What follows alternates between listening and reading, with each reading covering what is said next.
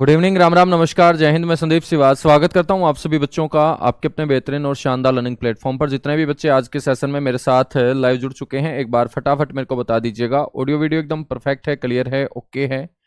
बच्चों 10-15 मिनट आज देरी से क्लास अपने स्टार्ट हुई है, इसके लिए सॉरी बोलूंगा, क्योंकि नेट का कोई इशू आ रहा हुआ था और नेट कनेक्टिविटी में प्रॉब्लम के कारण मेरे दोस्त ये जो क्लास है वो 10-15 मिनट आज आपकी लेट शुरू हुई है, ठीक है। और संडे के दिन भी आपकी क्लास होगी। जो आपकी कल क्लास नहीं हो पाई थी बच्चों, उस क्लास को हम संडे के दिन करेंगे, ठीक है। तो कोई भी छुट्टी अब लेंगे नहीं, लगातार आप लोगों की जो क्लास है वो करवा के आपका सिलेबस बच्चों कंप्लीट करवाया जाएगा। आज हम स्टार्ट कर रहे हैं वर्ल्ड ज्योग्राफी। और वर्ल्ड ज्योग्राफी के अंदर पहला ही टॉपिक ऐसा है बच्चों जो हर एग्जाम के अंदर वहां से क्वेश्चन पूछा ही पूछा जाता है। और टॉपिक का नाम है latitude and longitude.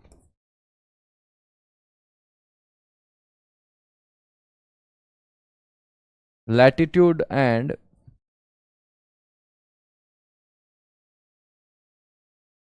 Longitude.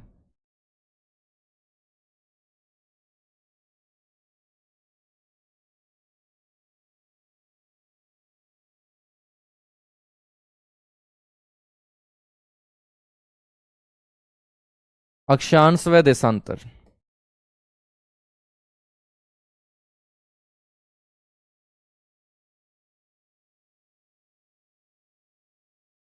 Latitude and longitude, अक्षांश एवं देशांतर, ठीक है ना। सर जी कुछ भी दिखाई नहीं दे रहा बेटा, दिखाई दे तो रहा है। मैं भी दिखाई नहीं दे रहा क्या?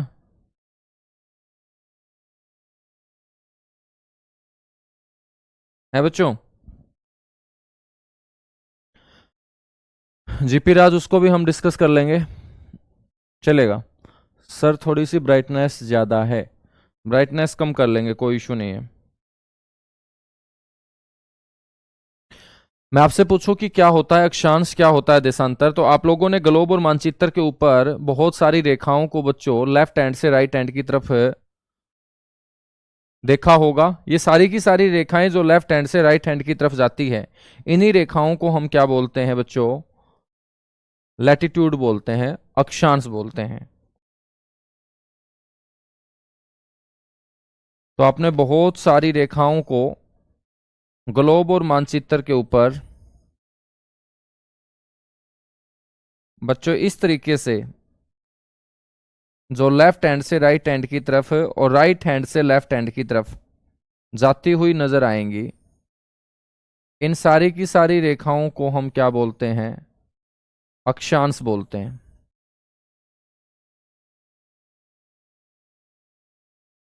ठीक है। तो ये सारी की सारी जो रेखाएं हैं आपकी क्या कहलाएंगी? अक्षांश कहलाएंगी।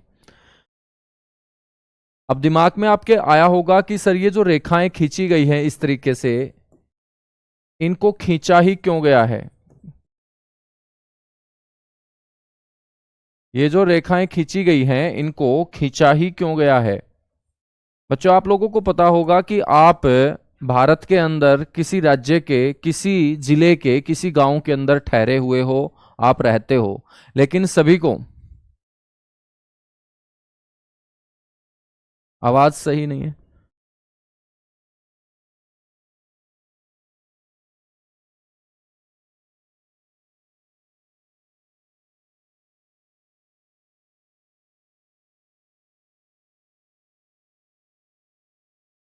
सर जी ब्राइटनेस एक बार सारे के सारे बच्चे बताइएगा, क्या इतनी है ब्राइटनेस कि हमें क्लास को ऑफ करना पड़े, या बच्चों आप काम चला लोगे? एक बार मेरे को बताओ। यदि बिल्कुल ही आपको कुछ दिखाई नहीं दे रहा, फिर तो मेरे को क्लास को ऑफ करना पड़ेगा।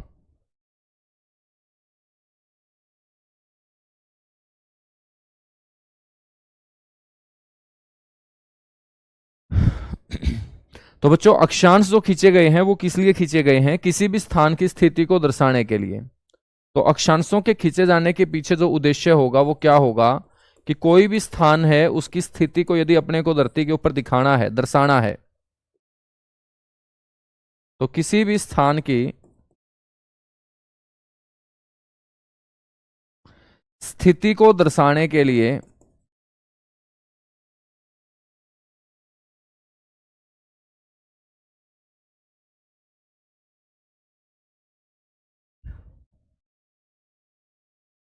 बच्चों हमेशा क्या खींचे जाते हैं, अक्षांश खींचे जाते हैं। ठीक है, अक्षांश जो हैं इनकी पहचान हम ऐसे भी कर सकते हैं कि पश्चिम से पूर्व की तरफ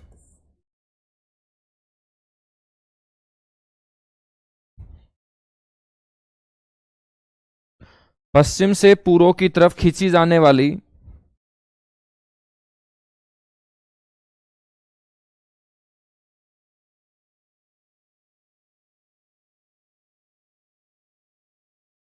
पश्चिम से पूर्व की तरफ खींची जाने वाली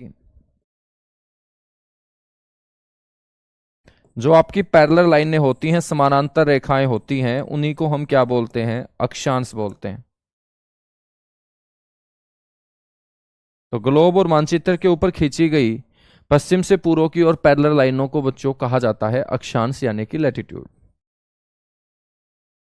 बच्चों अक्षांश जो खींचे गए हैं वो किस आधार पे खींचे गए हैं, ये एंगल के आधार पे, कोण के आधार पे इनको खींचा गया है। तो अक्षांशों को मुख्यतः बेटा कोण के आधार पर खींचा गया है।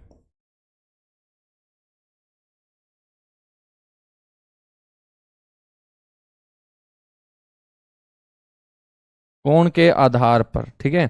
अब सर कोण के आधार पे कैसे खींचा गया है, मान के चलिएगा बेटा कि ये हमारी पृथ्वी है। यदि ये हमारी पृथ्वी है तो ये हमारी पृथ्वी का क्या होगा, सेंटर होगा। ये हमारी पृथ्वी का क्या होगा, सेंटर होगा। और यदि ये हमारी पृथ्वी का सेंटर है तो हमारी पृथ्वी के सेंटर के ठीक सामने मैं एक आदमी खड़ा कर देता हूं। कोई भी एक आदमी जो पृथ्वी के सेंटर के ठीक सामने खड़ा होगा, बच्चों मैं आपसे पूछूं कि ये सेंटर के साथ कितने डिग्री का एंगल बनाएगा, तो आप बोलोगे कि सर एंगल ये कुछ नहीं बनाएगा, 0 डिग्री का एंगल बनेगा। क्योंकि एंगल तो तब बनेगा जब ये सेंटर से थोड़ा बहुत ऊपर नीचे हिलेगा, और ये ऊपर नीचे हिल नहीं रहा है, ये सेंटर के बिल्कुल ठीक सामने है। और सेंटर के बिल्कुल ठीक सामने पाए जाने के कारण बच्चों हम बोल देंगे कि ये आदमी 0 डिग्री एंगल पे है। कितने डिग्री एंगल पे है, 0 डिग्री एंगल पे है। ठीक है ना। मान के चलिएगा बेटा कि इसके ठीक ऊपर एक आदमी यहां पर है, ठीक है। और ये आदमी जो है इसको भी हम सेंटर से देखेंगे कि ये कितने डिग्री एंगल पे है। और ये वाला जो आदमी है ये सेंटर से बच्चों 5 डिग्री एंगल के ऊपर पाया गया। कितने डिग्री एंगल पे पाया गया, 5 डिग्री एंगल पर पाया गया। तो बच्चों ये जो आदमी 5 डिग्री एंगल पे है, इस एंगल को हम कहां से देख रहे हैं, सेंटर से देख रहे हैं। तो ये कोई भी स्थान, कोई भी आदमी बच्चों उसकी सेंटर से लेके वहां तक की जो दूरी होगी उस दूरी को ही क्या कहा जाता है, लैटिट्यूड कहा जाता है। ठीक है, मान के चलेगा ये आदमी 5 डिग्री एंगल पे है, और ऐसे ही एक आदमी यहां पर 5 डिग्री एंगल पर है बच्चों, एक ऐसे ही ये 5 डिग्री एंगल के ऊपर है। ठीक है, तो इस साइड वाले आदमी को मैं उस साइड वाले आदमी से जोड़ दूं एक रेखा से, तो ये आपका अक्षांश क्या कहलाएगा, 5 डिग्री अक्षांश कहलाएगा। ठीक है ना, 5 डिग्री क्या कहलाएगा बेटा, अक्षांश कहलाएगा। अक्षांश की जो डेफिनेशन होती है ना सही मायने में, वो क्या होती है, लैटिट्यूड या अक्षांश क्या होता है बच्चों,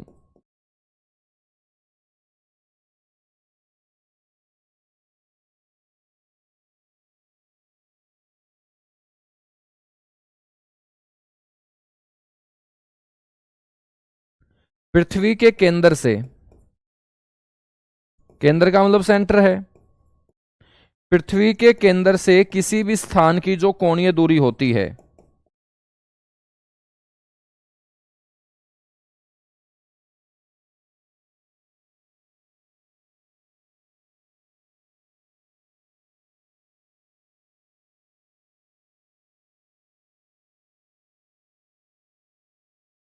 बच्चों पृथ्वी के केंद्र से किसी भी स्थान की जो कोणीय दूरी होगी, या इंग्लिश में हम बोलेंगे angular distance from centre of earth,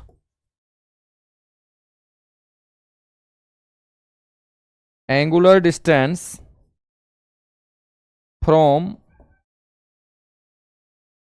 centre of earth, किसी भी स्थान की पृथ्वी के केंद्र से कोणीय दूरी, एंगुलर डिस्टेंस, उसी को हम क्या बोलते हैं बच्चों, अक्षांश बोलते हैं। यह मैं आपको दोबारा समझाता हूं।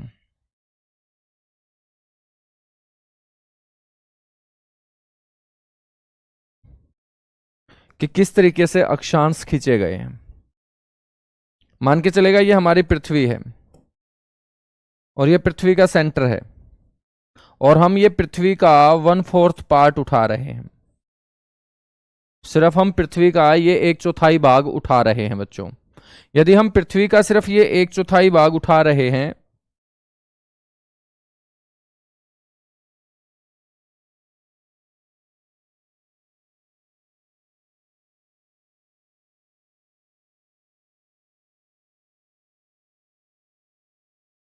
यदि हम पृथ्वी का ये सिर्फ 1/4 भाग उठा रहे हैं तो ये 1/4 भाग बच्चों जिसके ऊपर टिका होगा उसे हम क्या बोल देंगे, आधार बोल देंगे। ये बेस है, आधार है जिसके ऊपर ये 1/4 भाग टिका हुआ है, ठीक है। और यदि ये पृथ्वी का सेंटर है और सेंटर के ठीक सामने मैं किसी आदमी को खड़ा कर दूं तो मैंने आपको बताया कि वो आदमी इसके साथ कितने डिग्री का एंगल बनाएगा, 0 डिग्री का। बच्चों उसको हम थोड़ा सा ऊपर लेके जाएंगे तो 1 डिग्री का, फिर 2 डिग्री का, फिर 3 डिग्री का, फिर 4 डिग्री का, फिर 5 डिग्री का। ऐसे करते करते बच्चों हम इस सेंटर के कहाँ चले जाएंगे, परपेंडिकुलर चले जाएंगे। जब हम इस सेंटर के परपेंडिकुलर जाएंगे तो बड़े से बड़ा एंगल कितना बनेगा, फिर 90 डिग्री बनेगा, 90 डिग्री। 90 से ऊपर बच्चों कोई एंगल नहीं बनेगा, ठीक है। एक ऐसा ही आदमी हमने लेफ्ट हैंड साइड में खड़ा कर दिया। अब हमने इस साइड का ये भाग उठा लिया बच्चों।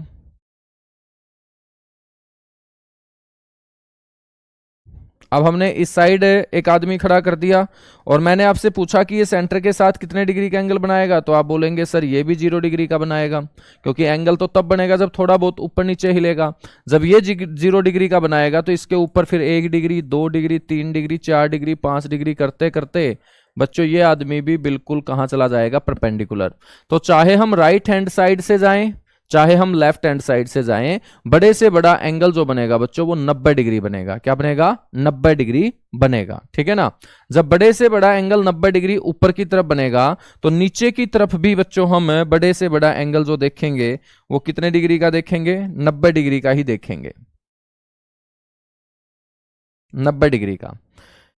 बच्चों ऊपर की तरफ जब 90 डिग्री बड़े से बड़ा एंगल है तो ऊपर की तरफ अक्षांश कितने होंगे, 90 डिग्री। नीचे की तरफ भी अक्षांश कितने होंगे, 90।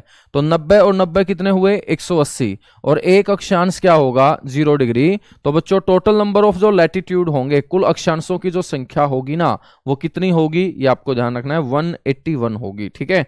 तो आपसे कोई पूछ ले कि अक्षांशों की जो कुल संख्या होती है वो कितनी होती है,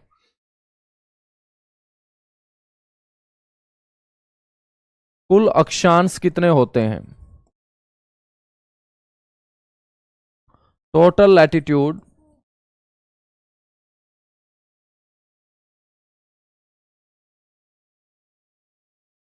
बच्चों वो होते हैं 181, 181, ठीक है। क्योंकि एंगल के आधार पर अक्षांशों को खींचा गया है। जब यहां पे 1 डिग्री होगा, यहां पे 1 डिग्री होगा, इन दोनों को मिला देंगे तो ये कहलाएगा 1 डिग्री अक्षांश, ठीक है बेटा। जब ऊपर की तरफ 2 डिग्री होगा, इस साइड भी 2 डिग्री होगा, दोनों को मिला देंगे, ये बन जाएगा 2 डिग्री अक्षांश।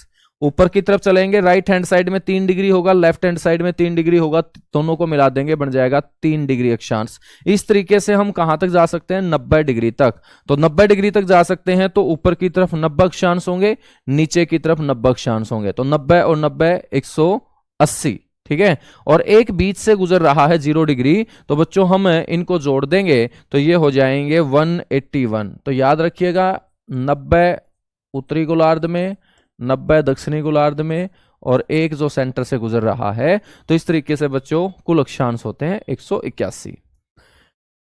आपसे पूछ ले कि कुल अक्षांश 181 होते हैं तो कुल अक्षांश रेखाएं कितनी होती हैं, रेखाएं। तो बेटा कुल अक्षांश रेखाएं जब आपसे पूछी जाए तो आप बोलेंगे 179 होती हैं। कितनी होती हैं, 179। सर जी ये 179 क्यों होती हैं, क्योंकि बच्चों रेखा का मतलब क्या होता है, मैं आपसे पूछूं कि क्या होती है लाइन, तो आपको बोलना है कि दो बिंदुओं को मिलाने वाली को हम क्या बोलते हैं बच्चों, रेखा बोलते हैं, लाइन बोलते हैं। लेकिन जब हम देखते हैं कि ऊपर की तरफ जाते हैं तो 90 डिग्री सिर्फ एक पॉइंट है, नीचे की तरफ भी हम देखते हैं तो 90 डिग्री सिर्फ एक पॉइंट है, लेकिन बच्चों सिर्फ एक पॉइंट तो रेखा नहीं बना सकता। रेखा हमेशा दो बिंदुओं को मिलाने वाली को बोलेंगे। तो जब 90 डिग्री सिर्फ एक पॉइंट है तो इसको हम लैटिट्यूड लाइन में काउंट नहीं करेंगे, और ये 90 डिग्री भी सिर्फ एक पॉइंट है तो बच्चों इसको भी हम लैटिट्यूड लाइन में काउंट नहीं करेंगे। इस तरीके से 181 में से बच्चों एक 90 डिग्री ये और एक 90 डिग्री ये दोनों के दोनों माइनस होके अक्षांश रेखाओं की जो संख्या हो जाएगी वो कितनी हो जाएगी? 179 हो जाएगी। क्या हो जाएगी? 179। तो कुल अक्षांश रेखाएं होती हैं 179, अक्षांश होते हैं मेरे दोस्त 181। हम बात करेंगे कि मुख्य अक्षांश कितने होते हैं, मेन लैटिट्यूड कितने हैं बच्चों?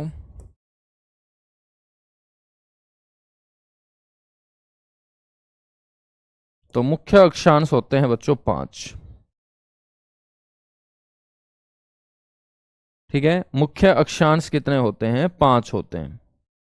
इन 5 मुख्य अक्षांशों में सबसे पहला नाम है 0 डिग्री लैटिट्यूड, 0 डिग्री अक्षांश।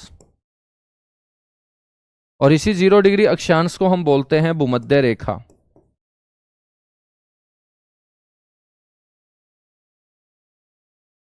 या इक्वेटर लाइन। क्या बोलते हैं? Equator line. 0 डिग्री के बाद हम बात करेंगे 23.5 डिग्री नॉर्थ लैटिट्यूड, इसको बोलते हैं कर्क रेखा यानी कि ट्रॉपिक ऑफ कैंसर।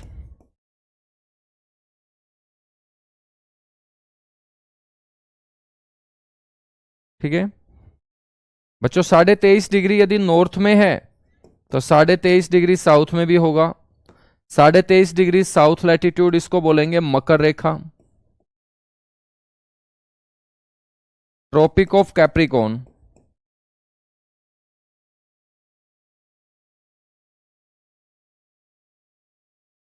ठीक है, इसके बाद हम बात करेंगे 66.5 डिग्री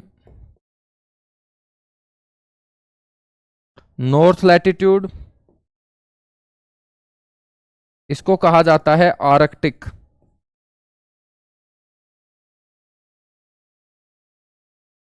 और बेटा 66.5 डिग्री साउथ लैटिट्यूड,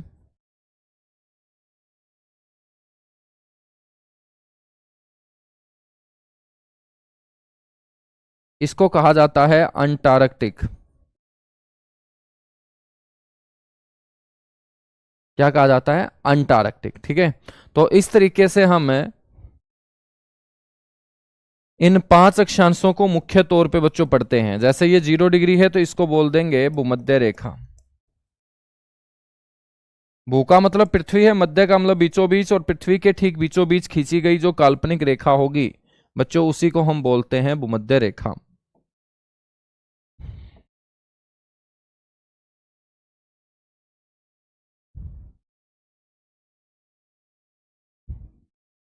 ये 23.5 डिग्री नॉर्थ लैटिट्यूड होगा, इसको हम बोलते हैं कर्क रेखा, ट्रॉपिक ऑफ कैंसर। बच्चों उत्तरी गोलार्ध में 23.5 है तो दक्षिणी गोलार्ध में भी 23.5 का एंगल होगा।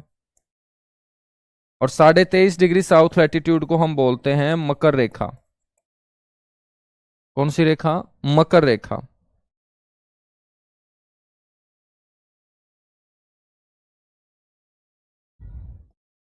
यह आपका 66.5 डिग्री नॉर्थ लैटिट्यूड है, इसको बोलते हैं आर्कटिक। और ये आपका 66.5 डिग्री साउथ लैटिट्यूड है बच्चों, इसको कहा जाता है अंटार्कटिक। क्या कहा जाता है इसे? अंटार्कटिक कहा जाता है। और 90 डिग्री इसको बोलते हैं नॉर्थ पोल यानी कि उत्तरी ध्रुव। और 90 डिग्री बच्चों नीचे की तरफ जो है इसको बोलते हैं साउथ पोल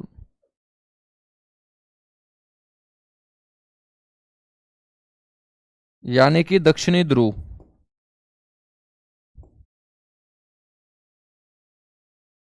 इसको हम क्या बोल देंगे? साउथ पोल यानी कि दक्षिणी ध्रुव। बच्चों जितनी भी रेखाएं मैंने यहां पर खींची हैं आप लोगों को दिखाई दे रहा होगा कि सबसे लंबी रेखा कौन सी है जो सेंटर से गुजर रही है, और सेंटर से गुजरने वाली रेखा को हमने क्या बोल दिया, भूमध्य रेखा। बच्चों भूमध्य रेखा से जब हम चलेंगे कहां, ध्रुवों की तरफ, पोल की तरफ, तो बच्चों इन रेखाओं की लंबाई के ऊपर आप लोगों को क्या प्रभाव देखने को मिल रहा है बच्चों, इनकी लंबाई जो है वो क्या होती जा रही है, कम होती जा रही है, और 90 डिग्री के ऊपर जाके ये सिर्फ क्या बन जाती है, एक पॉइंट बन जाती है। क्या बन जाती है, पॉइंट। तो यहां पर आपसे पूछा जाएगा कि सबसे जो बड़ा अक्षांश होता है वो कौन सा होता है, या सबसे लंबी अक्षांश रेखा कौन सी होती है।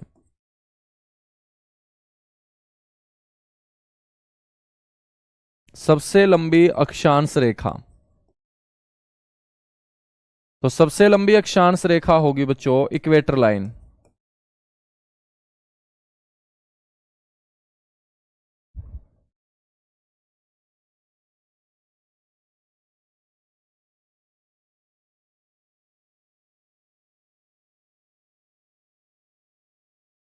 इक्वेटर लाइन, भूमध्य रेखा, ठीक है ना। तो सबसे लंबी जो अक्षांश रेखा होगी ना वो क्या होगी, इक्वेटर लाइन होगी, भूमध्य रेखा होगी। बच्चों अक्षांशों की जो लंबाई है उसके ऊपर क्या प्रभाव पड़ेगा, तो याद रखना है अक्षांशों की लंबाई। बच्चों जब भी हम चलेंगे भूमध्य रेखा से ध्रुवों की तरफ,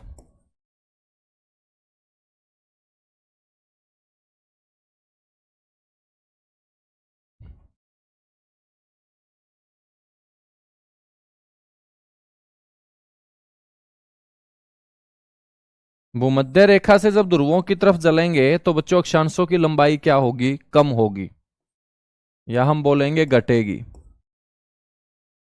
ठीक है ना। अक्षांशों की लंबाई भूमध्य रेखा से ध्रुवों की तरफ जाएंगे तो घटेगी। और यदि आपसे एग्जामिनर पूछ ले कि ध्रुवों से जब हम भूमध्य रेखा की तरफ आएंगे, पोल से जब हम इक्वेटर की तरफ आएंगे, तो पोल से इक्वेटर की तरफ आते हुए बच्चों लंबाई जो होगी ना वो बढ़ेगी, और सबसे अधिक लंबाई वाला जो अक्षांश होगा वो आपका 0 डिग्री अक्षांश होगा, जिसको हमने इक्वेटर बोल दिया, भूमध्य रेखा हमने बोल दिया, ठीक है। बच्चों अक्षांश जो होते हैं ना वो हमेशा पैरेलल खींचे जाते हैं। अब यहां पर लंबाई यदि घट बढ़ रही है तो इसका मतलब अक्षांशों की लंबाई एक समान नहीं होती है। अक्षांश जो हैं ये पैरेलल खींचे जाते हैं, समानांतर। इनके बीच का जो गैप होगा बच्चों वो हमेशा क्या होगा, सेम होगा। तो अक्षांश जो है वो समानांतर खींचे जाते हैं,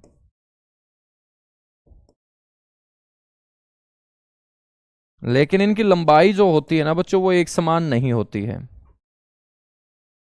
लंबाई एक समान नहीं होती है, तभी तो हमने बच्चों लंबाई के ऊपर प्रभाव देखा है कि जब हम इक्वेटर से पोल की तरफ आते हैं, पोल से इक्वेटर की तरफ जाते हैं, तो इनकी लंबाई घट रही है, बढ़ रही है। तो अक्षांशों की जो लंबाई होती है ना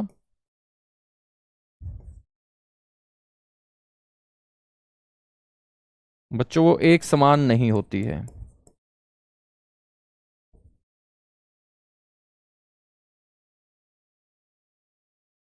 तो अक्षांशों की लंबाई बेटा एक समान नहीं होती है।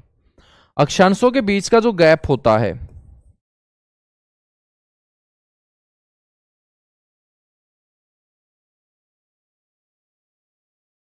अक्षांशों के बीच का जो क्षेत्र होता है उसे हम जोन बोलते हैं। क्या बोलते हैं, जोन। और जोन को हम बोलते हैं बच्चों कटिबंध। क्या बोलते हैं, कटिबंध, ठीक है ना। अब देखिएगा ये अक्षांश जो है, ये वाला अक्षांश और ये वाला अक्षांश, इसके बीच का जो क्षेत्र होगा उसको हम क्या बोल देंगे, उसको हम जोन बोल देंगे, यानी कि कटिबंध बोल देंगे। तो अक्षांशों के बीच का जो गैप होगा बेटा उसको हम कटिबंध बोलते हैं, ठीक है। अब मैंने आप लोगों को बताया था कि अक्षांशों के बीच की जो दूरी होती है वो क्या होती है, बराबर होती है। अक्षांशों के बीच की यदि दूरी बराबर है तो बच्चों ये होती कितनी है,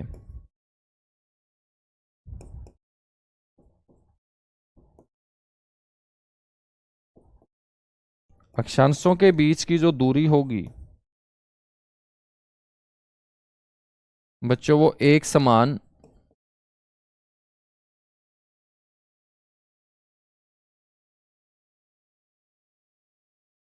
111 किलोमीटर होगी। ठीक है ना, यहां तक चीजें समझ में आए? हाँ, तो 111 किलोमीटर। बिल्कुल भाई अमित, बिल्कुल सही बोल।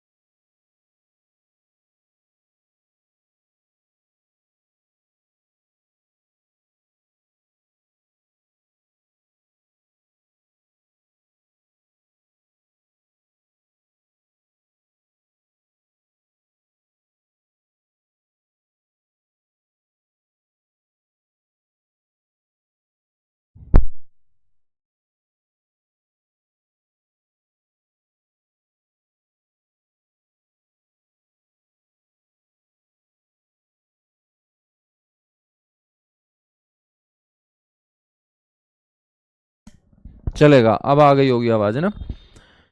तो आपको ध्यान रखना है, 0 डिग्री अक्षांश भूमध्य रेखा जो है बेटा, ये पृथ्वी को दो बराबर भागों में बांटती है, सबसे लंबी रेखा है। और सूर्य वर्ष में 2 बार परपेंडिकुलर पाया जाता है, कौन सी रेखा के ऊपर? भूमध्य रेखा के ऊपर। और ये जो 2 दिन होते हैं ये कौन से होते हैं? एक तो मैंने आप लोगों को बताया 21 मार्च,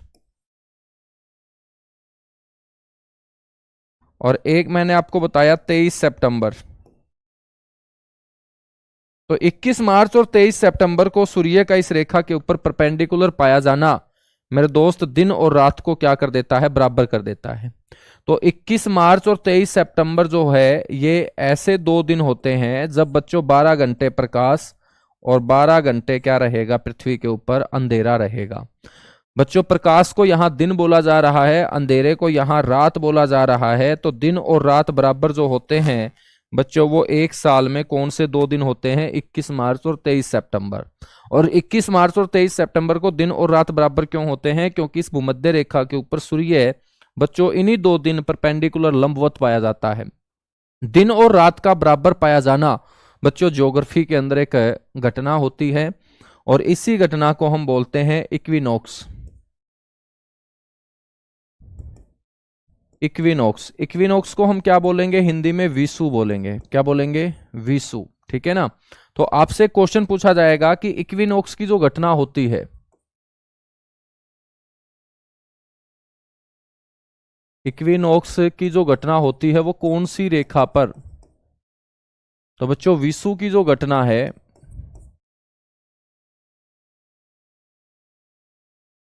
ये 0 डिग्री अक्षांश या भूमध्य रेखा पर। बच्चों ये विषु नाम की घटना भूमध्य रेखा पे पाई जाती है, इसीलिए इस रेखा का जो नाम है वो भूमध्य रेखा से क्या पड़ा? विषुवत रेखा पड़ा। तो आप लोगों के समझ में आया कि बच्चों हम इसे विषुवत रेखा क्यों बोलते हैं? क्योंकि इसी रेखा के ऊपर यह घटना घटित होती है जिसको मैंने क्या बोला? इक्विनॉक्स बोला, विषु बोला। और इक्विनॉक्स से ही मेरे दोस्त इसको हम इक्वेटर बोलते हैं। तो इसका नाम इक्वेटर क्यों है? इसका नाम इक्वेटर इसलिए है क्योंकि यहां दिन और रात क्या पाया जाता है बच्चों? बराबर पाया जाता है। तो आपसे पूछ ले कि भाई इक्विनॉक्स क्या है, तो आपको बोलना है दिन और रात का बराबर पाया जाना। और दिन का मतलब प्रकाश है, रात का मतलब अंधेरा है। दिन व रात का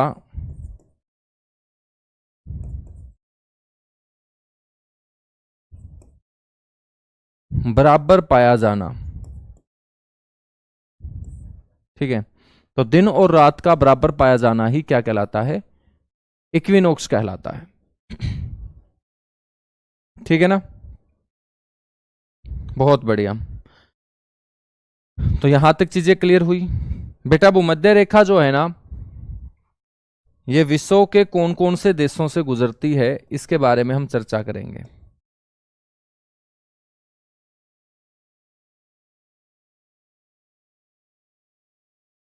भूमध्य रेखा जो है ये विश्व के 13 देशों से गुजरती है।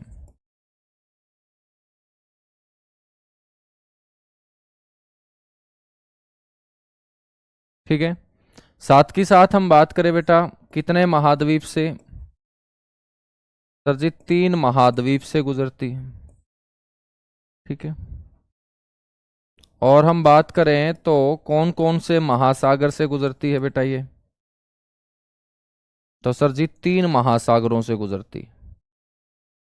तो ये विश्व के 13 देश जो अभी मैं आपको बताऊंगा ये 3 महाद्वीपों के होंगे। ये 3 महाद्वीप कौन से होंगे? एक होगा नॉर्थ अमेरिका, उत्तरी अमेरिका। बच्चों एक होगा अफ्रीका,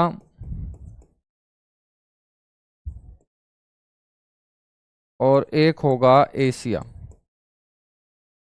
ठीक है। ये 3 महासागर कौन से होंगे? एक होगा पैसिफिक ओशियन, प्रशांत महासागर। 5 महासागरों में से 3 महासागरों से इक्वेटर बच्चों गुजरती है। एक है पैसिफिक, एक है अटलांटिक, अटलांटिक ओशियन, अटलांटिक महासागर, और एक ओशियन है इंडियन ओशियन यानी कि हिंद महासागर।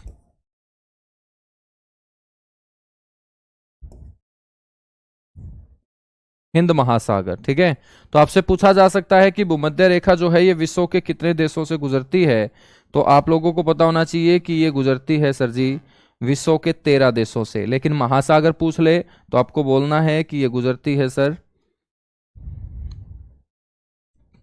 3 महासागरों से। ठीक है, और महाद्वीप पूछ ले तो आप बोल देंगे 3 महाद्वीपों से ये गुजरती है।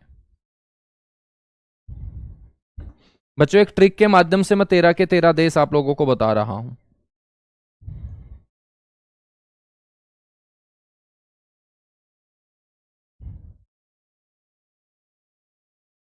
और वो ट्रिक क्या है, वो ट्रिक आपको ध्यान रखनी है जहां से ये गुजरती है 13 देशों से।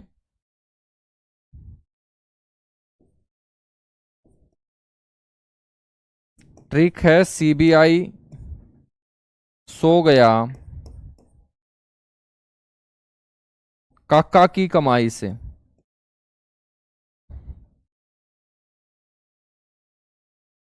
या काकी बोल दो,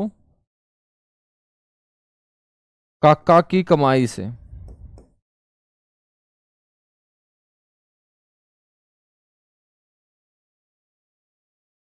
तो याद रखना है बेटा, सीबीआई सो गया काका की कमाई से। सी से आपका बनेगा क्या, कोलंबिया। तो सी से बनेगा कौन सा देश, कोलंबिया देश। ठीक है ना, तो मैं आपको ये 13 के 13 देश बता रहा हूं। सी से बनेगा कोलंबिया।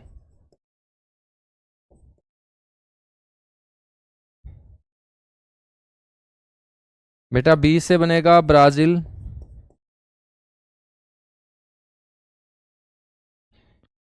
आई से बनेगा इक्वाडोर। इक्वाडोर। ये तीनों के तीनों जो देश हैं,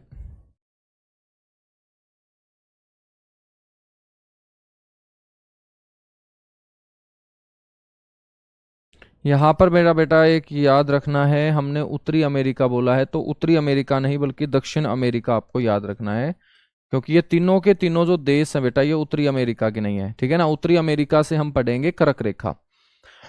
तो आपको ध्यान रखना है ये साउथ अमेरिका होगा। 3 महाद्वीप कौन से होंगे, साउथ अमेरिका, अफ्रीका और एशिया। तो कोलंबिया, ब्राजील और इक्वाडोर जो होंगे ये साउथ अमेरिका के देश हैं, क्योंकि ब्राजील आप लोगों ने पढ़ा सुना आपने जहां पर बच्चों ओलंपिक भी खेले गए, तो ये आपका साउथ अमेरिका का क्या है, देश है। ठीक है ना, यहां पे सो से याद रखना है आप लोगों को सोमालिया।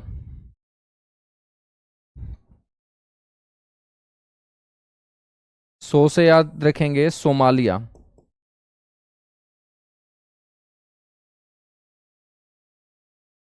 बच्चों गै से याद रखेंगे गैबन।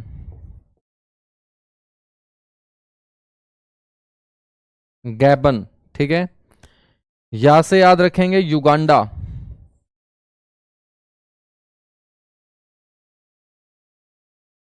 या से क्या याद रखेंगे, युगांडा। बच्चों ये आपकी कौन सी कंट्री है, अफ्रीकन कंट्री है। कैसे याद रखेंगे, कांगो गणराज्य। कांगो गणराज्य। नेक्स्ट कैसे याद रखेंगे बच्चों, कांगो लोकतांत्रिक। कांगो डेमोक्रेटिक, या हम बोल देंगे लोकतांत्रिक। कांगो लोकतांत्रिक। ठीक है, नेक्स्ट कैसे मेरे दोस्त आप लोगों का बनेगा किरीबाती। अगला जो कै है इससे बनेगा किरीबाती। किरीबाती। ठीक है, एक बीच में ये कै और बच गया है।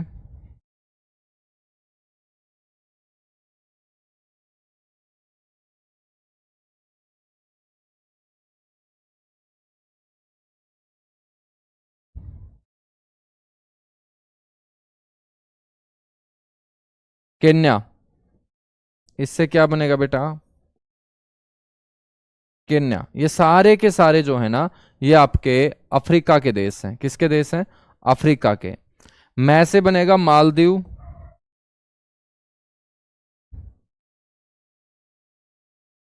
मैं से क्या बनेगा, मालदीव। बच्चों ई से बनेगा इंडोनेशिया। इनको कल मैं जो है ना आप लोगों को मैप के ऊपर भी दिखाऊंगा कि ये कहाँ कहाँ से गुजरती है, सारे के सारे देश हम देखेंगे मैप के ऊपर, ठीक है ना। सारे के सारे जो हैं बच्चों वो हम किस पे देखेंगे, मैप के ऊपर देख लेंगे, है ना। एक बनेगा आपका Sao Tomé and Prinsep, Sao Tomé and Prinsep, Sao Tomé and Prinsep, ठीक है ना। इस तरीके से बच्चों ये 13 के 13 देश आपके याद हो जाते हैं तो बहुत अच्छी बात है, क्योंकि आपके एग्जाम के अंदर दिल्ली पुलिस के अंदर ऐसा क्वेश्चन जो है वो कई बार पूछा गया है कि भूमध्य रेखा निम्नलिखित में से कौन से देश से गुजरती है। तो बच्चों ये 13 के 13 देश आप लोगों को याद रखने हैं। सीबीआई से 3 देश याद हो जाएंगे साउथ अमेरिका के, ठीक है। उसके बाद याद रखना है से सोमालिया, जो एक बहुत गरीब देश है अफ्रीका का। गै से गैबन, या से युगांडा, बच्चों कैसे कांगो गणराज्य, एक कांगो गणराज्य है जिसको हम रिपब्लिक, कांगो रिपब्लिक और कांगो डेमोक्रेटिक दोनों आप लोगों को याद रखने हैं। तो कांगो रिपब्लिक, कांगो डेमोक्रेटिक। उसके बाद की से किरीबाती है, ठीक है ना, की से किरीबाती है। कैसे मेरे दोस्त केन्या है, केन्या भी अफ्रीकन कंट्री है। मैं से मालदीव, ये अपना एशिया महाद्वीप का देश होगा, मालदीव जो अपने भारत का पड़ोसी है। ई से इंडोनेशिया बच्चों, ये भी अपना एशिया महाद्वीप का ही देश है। और साओ टोम एंड प्रिंसेप, ये भी अफ्रीकन कंट्री है, साओ टोम एंड प्रिंसेप, ठीक है ना। तो इस तरीके से मेरे दोस्त भूमध्य रेखा के बारे में आप लोगों को मैंने बता दिया। आज क्लास थोड़ी सी लेट स्टार्ट हुई थी, संडे के दिन आप लोगों की क्लास होगी, और अब वर्ल्ड ज्योग्राफी जो है वो बहुत जल्दी आपकी कंप्लीट हो जाएगी, ठीक है ना। तो जितने भी टॉपिक हैं वर्ल्ड ज्योग्राफी के सारे टॉपिक्स हम कवर कर लेंगे जो अपने एग्जाम के लिए बड़े इंपॉर्टेंट हैं।